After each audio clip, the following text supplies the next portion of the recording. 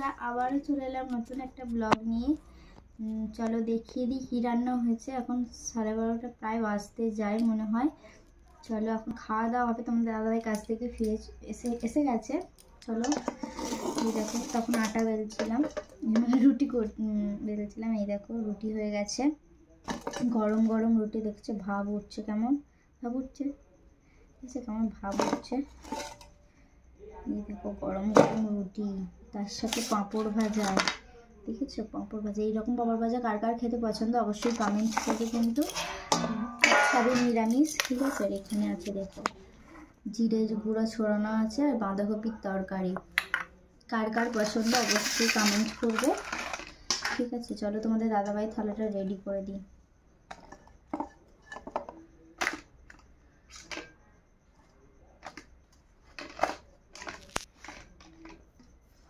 এই দেখো সাথে মিষ্টি আছে, ঠিক আছে।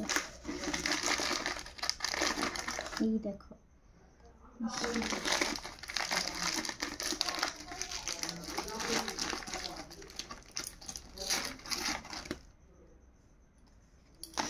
মিষ্টিগুলো কার কার খেতে পছন্দ অবশ্যই তোমরা কমেন্ট করবে, ঠিক আছে।